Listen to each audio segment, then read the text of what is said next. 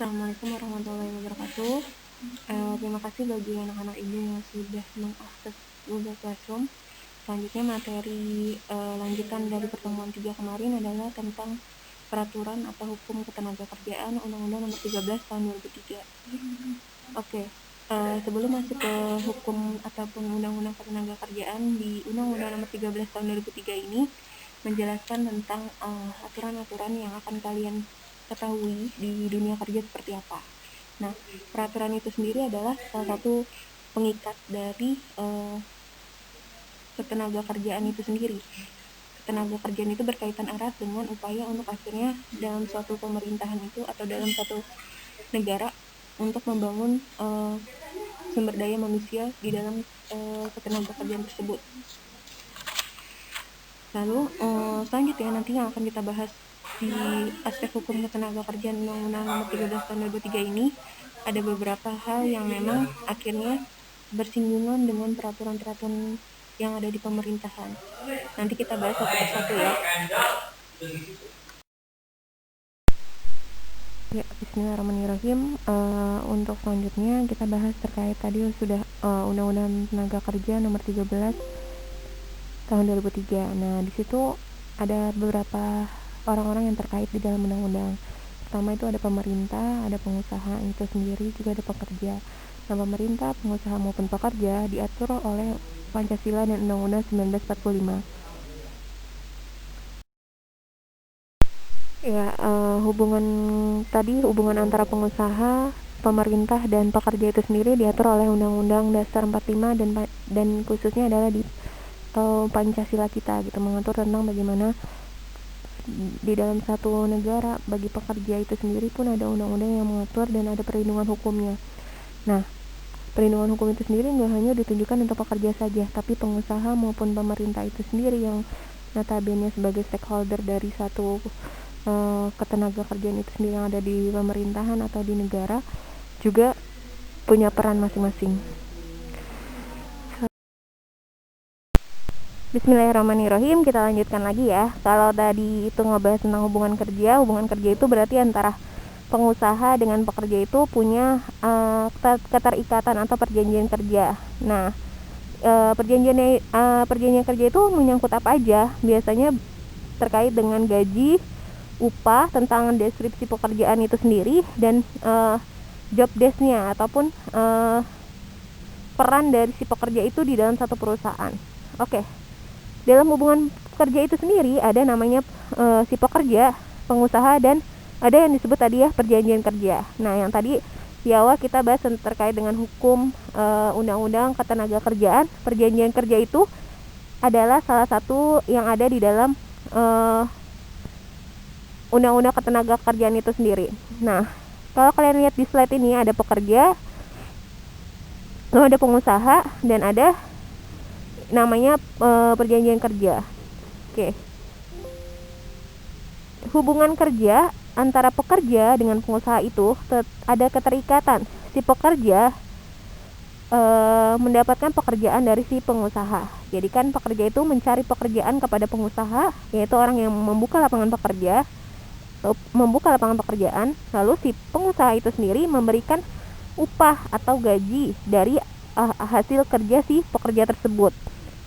Lalu juga ada hubungan namanya si pekerja pasti akan mendapatkan perintah itu namanya adalah pekerjaan ataupun job ataupun yang disebut dengan tugas-tugas yang harus dikerjakan oleh si pekerja.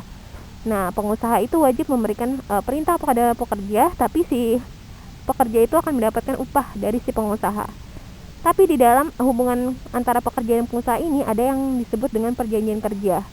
Dalam istilah perjanjian kerja tersebut adalah aturan-aturan yang harus pekerja maupun pengusaha itu jalankan sebagai seorang yang berada dalam naungan undang-undang ketenagakerjaan. Oke, perjanjian kerja itu ada yang disebut dengan biasanya kayak keterikatan antara si pekerja dengan pengusaha dan pengusaha antara pekerja. Misalkan antara jam kedatangan, terkait dengan upah atau gaji, terus juga tentang tadi ya terkait dengan tugas-tugas yang harus pekerja lakukan atau pekerja harus kerjakan, itu semua diatur dari perjanjian kerja. Oke, sudah cukup jelas ya. Kalau ada pertanyaan silakan langsung hubungin Bu Ririn aja. Selanjutnya ada yang disebut juga dengan perjanjian kerja tadi ya. Perjanjian kerja itu adalah perjanjian antara pekerja atau buruh dengan pengusaha atau pemberi kerja yang memuat syarat kerja, hak dan kewajiban para pihak. Yang harus digarisbawahi di sini adalah syarat-syarat hak dan kewajiban. Apa aja sih syarat-syarat hak dan kewajiban yang harus dipenuhi oleh si pekerja maupun si pengusaha? Yang pertama, peran pemerintah. Peran pemerintah itu adalah menetapkan kebijakan, memberikan pelayanan, melaksanakan pengawasan, juga melakukan penindakan terhadap pelanggaran peraturan perundang-undangan ketenagakerjaan. Peran pemerintah di sini yang pertama menetapkan kebijakan. Maksudnya adalah ada aturan-aturan yang harus dipenuhi oleh si pemerintah kepada si pekerja ataupun perusahaan itu sendiri ya. Lalu yang kedua harus memberikan pelayanan. Pelayanannya itu berupa pastinya kalau si pekerja bekerja di sana maka ada fasilitas yang lengkap, juga ada alat pelindung dirinya dan sebagainya. Itu pelayanan, termasuk dari pelayanan dari pemerintah itu sendiri. Lalu peran pemerintah adalah melaksanakan pengawasan. Nah, melaksanakan pengawasan di sini adalah jangan sampai pengusaha ataupun pekerja itu dirugikan. Misalnya contohnya ada pekerja yang jam kerjanya melebihi batas normal atau batas yang sudah ditentukan dalam Undang-Undang Ketenagakerjaan. Nah, ini akan bisa dituntut ya oleh pemerintah kepada si perusahaan itu sendiri. Nah, akan ada surat peringatan yang ditujukan kepada perusahaan untuk tidak memberikan batas jam kerja lebih dari yang sudah ditentukan dalam Undang-Undang Ketenagakerjaan. Lalu juga melakukan penindakan terhadap pelanggaran peraturan perundangan ketenagakerjaan. Nah, satunya tadi juga misalkan ada terhadap ada pelanggaran-pelanggaran dilakukan pekerja ataupun dari pengusaha itu sendiri, maka akan ada penindakan yang dilakukan oleh pemerintah. Oke, peran pekerja itu sendiri ada namanya menjalankan pekerjaan sesuai dengan kewajibannya. Jadi peran pekerja atau serikat pekerja. Serikat pekerja itu adalah organisasi dalam satu perusahaan ya atau dalam pekerjaan. Nah, khususnya pekerjaannya atau perannya adalah menjalankan pekerjaan sesuai dengan kewajibannya, menjaga ketertiban demi kelangsungan produksi, menyalurkan aspirasi secara demokrasi, mengembangkan keterampilan keahliannya, dan juga ikut memajukan perusahaan dan memperjuangkan kesejahteraan anggota beserta keluarganya. Jadi peran serikat pekerja itu pastinya adalah dia wajib untuk menjalankan perannya masing-masing ya, tanggung jawabnya masing-masing sebagai pekerja. Lalu pastinya juga menjaga ketertiban keamanan dalam satu perusahaan tersebut, menyalurkan aspirasi secara demokratis. Jika ada tanggapan ataupun pendapat-pendapat yang akhirnya bisa memajukan satu perusahaan itu, maka termasuk dari peran pekerja itu sendiri juga untuk bisa akhirnya mengeluarkan pendapat-pendapatnya. Lalu mengembangkan keterampilan dan keahliannya. Nah, pekerja juga dituntut untuk semakin punya skill atau kemampuan yang lebih gitu, untuk akhirnya bisa berkembang di dalam satu perusahaan itu dan akhirnya bisa memajukan perusahaan pastinya. Dan pastinya juga akan memperjuangkan kesejahteraan anggota beserta keluarganya. Jadi peran pekerja nggak cuma untuk diri sendiri, tapi itu akan berpengaruh juga kepada keluarganya. Sedangkan peran pengusaha atau organisasi, perannya tadi kalau tadi pemerintah, sekarang pengusaha atau organisasi ya. Kalau tadi juga kita bahas tentang pekerja atau serikat pekerjanya, nah sekarang ini peran atau tanggung jawab dari si pengusaha atau organisasi pengusaha. Jadi di perusahaan itu ada namanya nggak cuma serikat pekerja aja ya kalau untuk pekerja, tapi di perusahaan juga ada namanya organisasi pengusaha, kumpulan orang-orang yang melakukan atau yang membuka usaha-usaha gitu. Nah, itu ada organisasinya namanya organisasi pengusaha. Salah satunya adalah HIPMI ya, Himpunan Pengusaha Muda Indonesia. Itu merupakan salah satu organisasi pengusaha. Oke, perannya adalah yang pertama menciptakan kemitraan. Di sini maksudnya adalah berperan untuk akhirnya kerjasama nggak cuma hanya satu perusahaan itu sendiri aja atau berdiri sendiri, tapi perusahaan juga punya kerjasama kepada perusahaan-perusahaan lainnya, yaitu menciptakan kemitraan tadi ya, ada sinergisitas antara perusahaan satu dengan perusahaan-perusahaan lainnya yang bisa untuk akhirnya bisa mengembangkan perusahaan itu sendiri dan bisa memajukan satu negara. Lalu yang kedua, mengembangkan usaha. Nah, peran pengusaha juga akhirnya digunakan untuk bisa mengembangkan usahanya masing-masing ya.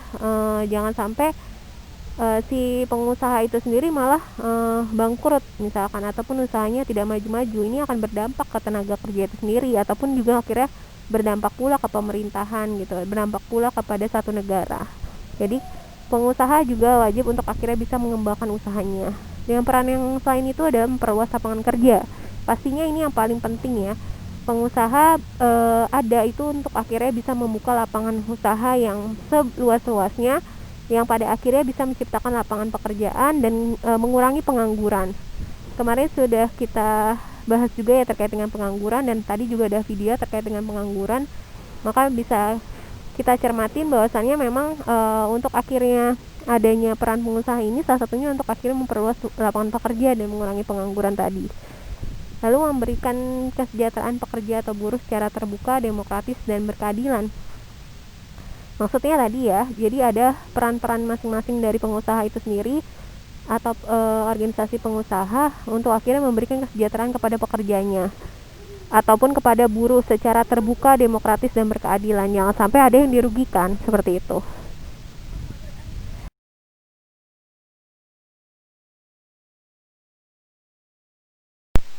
Dan selanjutnya kita bahas hak dan kewajiban tenaga kerja. Nah, ini bagian pertama ya. Ada banyak hak dan kewajiban tenaga kerja yang diatur dalam Undang-Undang Nomor 13 Tahun 2003 ini. Salah satunya adalah yang pertama, setiap tenaga kerja itu di pasal 5 ya, memiliki kesempatan yang sama tanpa diskriminasi untuk memperoleh pekerjaan. Jadi maksudnya setiap tenaga kerja ini punya haknya masing-masing yang sama gitu. Misalkan mendapatkan upah atau gaji sesuai jam kerjanya, lalu mendapatkan tunjangan-tunjangan lain, tunjangan kesehatan, tunjangan untuk akhirnya asuransi dan sebagainya. Selain itu juga setiap pekerja atau buruh berhak memperoleh perlakuan yang sama tanpa diskriminasi dari pengusaha. Kalau tadi kesempatan kerja yang sama, jadi setiap tenaga kerja yang mau melamar ke satu perusahaan itu dia punya kesempatan yang sama, diperbolehkan dan diizinkan, tidak ada akhirnya keterbatasan ataupun ada diskriminasi dari pengusaha kepada pekerja masing-masing, tidak ya, tapi semuanya punya kesempatan yang sama. Lalu juga tadi berhak memperoleh perlakuan yang sama juga setelah dia diterima atau sebelum dia diterima dalam satu perusahaan tersebut. Si pekerja tetap punya hak yang sama untuk akhirnya diperlakukan sesuai dengan undang-undang yang ada gitu, tanpa ada diskriminasi.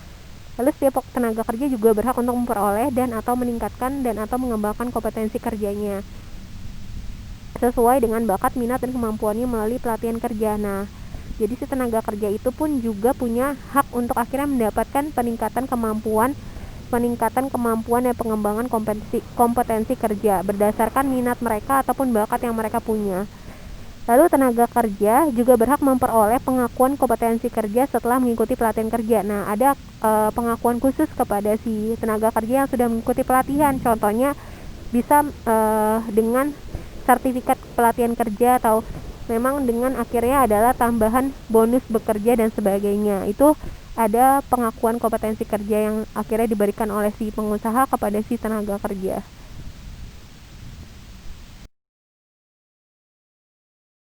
Dan hak dan kewajiban tenaga kerja ya, yang bagian kedua adalah setiap tenaga kerja mempunyai hak dan kesempatan yang sama untuk memilih, mendapatkan atau pindah pekerjaan dan memperoleh penghasilan yang layak dalam atau di luar negeri.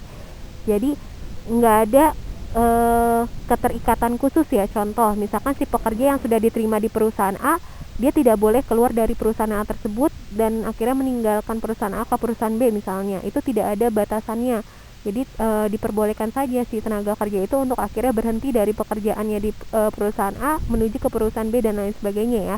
Nah, itu punya hak gitu. Tenaga kerja itu punya hak dan kesempatan yang sama untuk akhirnya dia bisa pindah pekerjaan kah, atau dia mendapatkan atau memperoleh penghasilan yang layak dalam ataupun di luar negeri, baik itu dalam negeri maupun di luar negeri.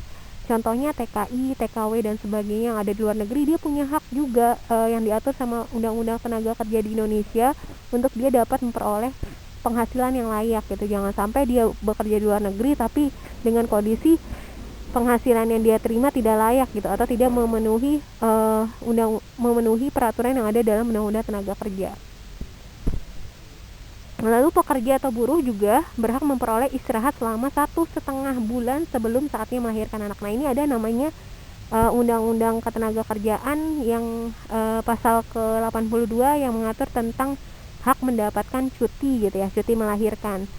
Ataupun ada lagi undang-undang lainnya yang memang akhirnya mengatur juga hak-hak cuti lainnya, yaitu selain cuti melahirkan ada cuti nikah, ada cuti sakit, cuti tahunan dan sebagainya. Itu harusnya juga diberikan kepada si tenaga kerja tersebut. Nah, kalau ini adalah contohnya hak cuti melahirkan ya, itu diperoleh istirahat selama 1,5 bulan sebelum saatnya melahirkan dan sesudah melahirkan. Itu sekitar 1,5 bulan juga. Jadi ada 3 bulan, 1,5 bulan sebelumnya dan 1,5 bulan sesudah melahirkan. Itu diatur dalam Undang-Undang Undang-Undang Tenaga Kerja Nomor 13 Tahun 2003 Pasal 82. Setiap pekerja atau buruh mempunyai hak untuk peroleh perlindungan. Apa aja perlindungannya? Ada keselamatan, kesehatan, moral, kesusilaan, dan juga perlakuan yang sesuai dengan harkat dan martabat manusia. Jadi contohnya jangan sampai dia bekerja tapi dia dilecehkan di tempat kerjanya. Nah, itu banyak ya kasus-kasusnya yang ada kita lihat di berita-berita, bahwasanya tenaga kerja misalkan TKI, TKW pada saat dia bekerja dia mendapatkan tindakan asusila yang tidak baik gitu ya, akhirnya malah merugikan dirinya sendiri, dan itu bukan kesalahan dari si TKW-nya, malah harusnya ditindaklanjuti gitu. Akhirnya ada sanksi yang keras untuk akhirnya kepada si pemberi kerjanya gitu, yang akhirnya tidak menjaga moral dan nilai kesusilaan tersebut. Jadi si pekerja itu pun juga dapat jaminan keselamatan dan pastinya adalah jaminan kesehatan kerja.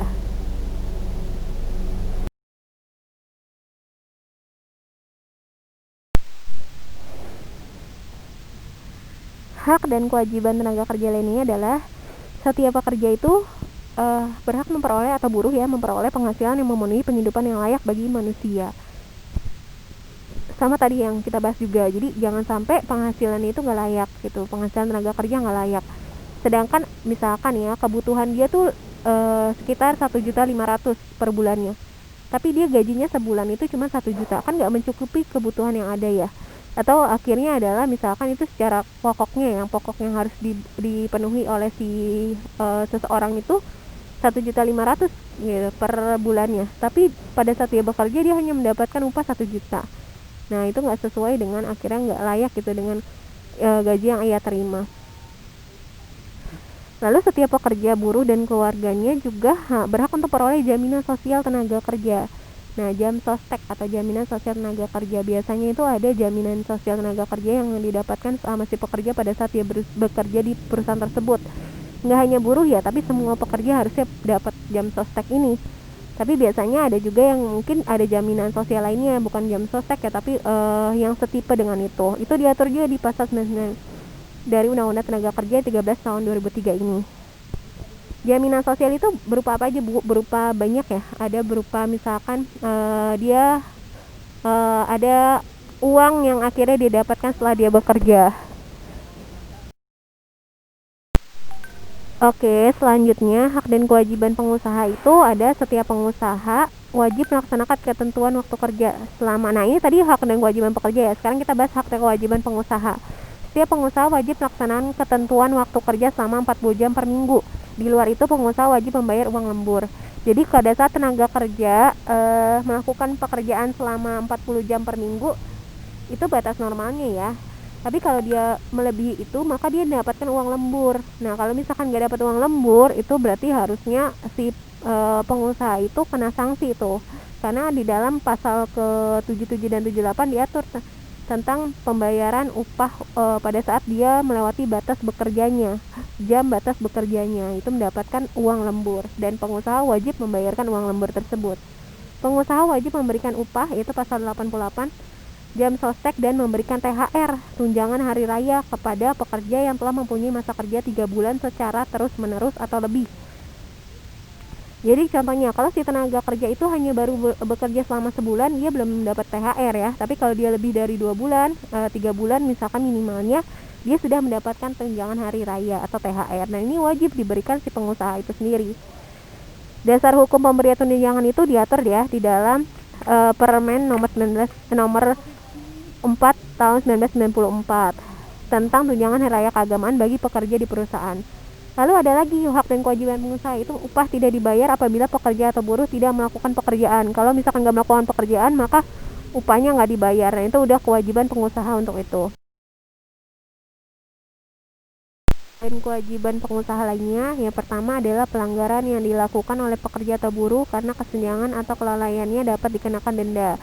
Jadi pelanggaran yang dilakukan oleh si pekerja, misalkan contohnya dia merugikan perusahaan dengan merusak fasilitas perusahaan atau akhirnya malah ada kelalaian dilakukan oleh tenaga kerja tersebut, maka si pengusaha itu dapat mengenakan denda kepada si tenaga kerjanya.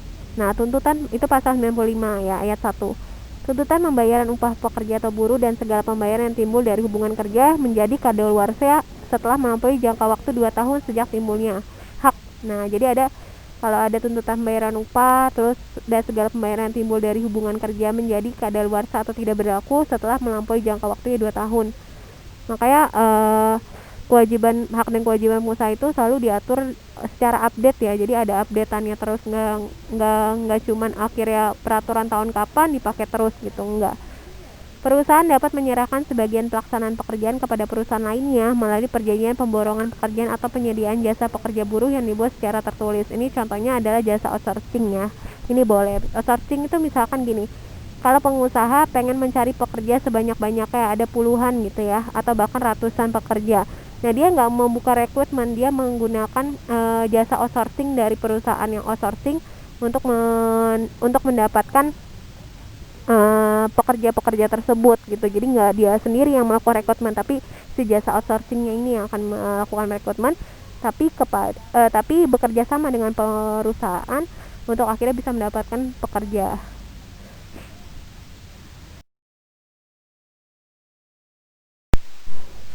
Lalu hak dan kewajiban pengusaha lainnya adalah setiap pemberi kerja yang mempekerjakan tenaga kerja asing wajib memiliki izin tertulis dari menteri atau pejabat yang ditunjuk, pasal 42 ayat 1. Jadi kalau si perusahaan itu mempekerjakan tenaga kerja asing nih, TKA, wajib ada izin tertulis dari menteri atau pejabat yang ditunjuk. Contohnya menteri atau pejabat ya di bidang menteri ketenagakerjaan ya. Nah, itu ada undang-undang khusus untuk tenaga kerja asing. Jadi nggak sembarangan pengusaha itu memberikan pekerjaan kepada tenaga kerja asing ya. Kan kalau kita lihat isunya ada tenaga kerja asing yang masuk ke dalam Indonesia, terus dia bekerja di Indonesia gitu ya. Harusnya sih ada undang-undang yang mengatur dan harusnya ada kewajiban dan hak dari pengusaha itu sendiri untuk akhirnya bisa mempekerjakan si pekerja asing tersebut atau tenaga kerja asing tersebut dengan izin tertulis dari si Menteri Ketenagakerjaan Indonesia misalkan contohnya. Lalu tenaga kerja asing sebagaimana dimaksud dalam ayat 4 yang masa kerjanya habis dan tidak dapat diperpanjang dapat digantikan oleh tenaga kerja asing lainnya. Jadi kalau misalkan dia sudah batas waktunya sudah habis, nanti akan digantikan lagi kepada tenaga kerja lainnya kayak gitu. Penutupan perusahaan, lockout, merupakan hak dasar pengusaha untuk menolak pekerja, buruh sebagian atau seluruhnya untuk menjalankan pekerjaan sebagai akibat gagalnya perundingan. Jadi bisa jadi kalau ada pengusaha yang menutup perusahaannya, itu merupakan hak dasar pengusaha untuk menolak pekerja sebagian atau seluruhnya untuk menjalankan pekerjaan. Jadi kalau misalkan mau ditutup perusahaannya, haknya si pengusaha itu sendiri dan juga kewajiban si pekerja untuk akhirnya nggak bisa menjalankan pekerjaannya. Paham ya? Permasalahan-permasalahan di tenaga kerja itu banyak sekali ya. Kalau tadi kita bahas tentang hak dan kewajiban pengusaha, tenaga kerja, baik itu pemerintah juga, maka kita masuk ke dalam permasalahan-permasalahan yang ada. Permasalahannya pertama, perselisihan hubungan industrial adalah perbedaan pendapat yang mengakibatkan pertentangan antara pengusaha atau gabungan pengusaha dengan pekerja atau buruh atau serikat pekerja atau serikat buruh karena adanya perselisihan mengenai hak, perselisihan kepentingan, dan perselisihan pemutusan hubungan kerja atau PHK, serta perselisihan antara serikat pekerja atau serikat buruh hanya dalam satu perusahaan. Nah, permasalahan hubungan industrial itu ada 3 ya, paling sering muncul. Yang pertama ada mogok kerja, ada penutupan perusahaan, dan ada PHK, pemutusan hubungan kerja. Nah, kita bahas satu-satu ya. Nah, selanjutnya ada permasalahan yang tadi kita bahas ya, ada mogok kerja juga ada PHK. Mogok kerja ini ada dibagi-bagi lagi. Kita bahas ya. Mogok kerja adalah tindakan pekerja atau buruh yang direncanakan dan dilaksanakan secara bersama-sama dan atau oleh serikat pekerja buruh untuk menghentikan atau memperlambat pekerjaan. Jadi bisa jadi ini dilakukan oleh siapa? Oleh tindakan pekerja atau buruh. Pekerja itu sendiri atau buruh itu sendiri yang punya rencana untuk akhirnya bersama-sama oleh si serikat pekerjanya menghentikan atau memperlambat pekerjaannya karena ada satu tuntutan yang harus dia tuntut kepada si perusahaan itu sendiri. Nah, itu termasuk yang disebut dengan permasalahan mogok kerja. Mogok kerja itu sebagai hak dasar pekerja atau buruh, dan serikat pekerja atau serikat buruh dilakukan secara sah. Jadi mogok kerja itu nggak di ini ya, nggak dilarang gitu, malah akhirnya diatur dalam undang-undang ada namanya mogok kerja. Ini dilakukan secara sah, tertib, dan damai sebagai akibat gagalnya perundingan. Maksudnya gagal perundingan, contoh mungkin pada saat si tenaga kerja pengen mendapatkan tambahan gaji atau kelayakan gaji yang akhirnya dituntut oleh si pekerja kepada perusahaan tapi tidak dipenuhi gitu ya, udah bertahun-tahun tapi tidak dipenuhi. Akhirnya gagallah perundingan tersebut antara pekerja dan perusahaan. Maka serikat pekerja coba untuk akhirnya membantu para pekerja dengan melakukan aksi mogok kerja. Nah, itu ya masalah-masalah yang sering terjadi di tenaga kerja atau di perusahaan. Lalu ada namanya juga masalah PHK, pemutusan hubungan kerja. Nah, PHK ini adalah pengakhiran hubungan kerja karena suatu hal tertentu yang mengakibatkan berakhirnya hak dan kewajiban antara pekerja, buruh, dan pengusaha. Nah, di garis bawahi ya, berakhirnya hak dan kewajiban. Jadi kalau misalkan udah PHK, berarti tenaga kerja nggak punya hak dan kewajiban kepada pengusaha, ataupun pengusaha nggak punya hak dan kewajiban kepada tenaga kerja. PHK ini biasanya terjadi karena biasanya ya perusahaan itu tidak mampu lagi membayar pekerja atau mempekerjakan pekerja-pekerjanya. Akhirnya ada namanya pemutusan hubungan kerja. Nah, dalam masa pandemi seperti ini pun akhirnya jadi isu tertentu ya PHK itu sendiri. Nah, akhirnya banyak perusahaan-perusahaan itu menutup usahanya atau akhirnya malah merumahkan atau memutus hubungan kerja kepada si tenaga kerja tersebut. Nah, ini salah satu efek dampak dari adanya pandemi ya, yang akhirnya perusahaan nggak mampu bertahan dan akhirnya ada pemutusan hubungan kerja. Nah, ini adalah masalah-masalah yang sering dihadapin oleh pengusaha ataupun di bidang ketenaga kerjaan itu sendiri.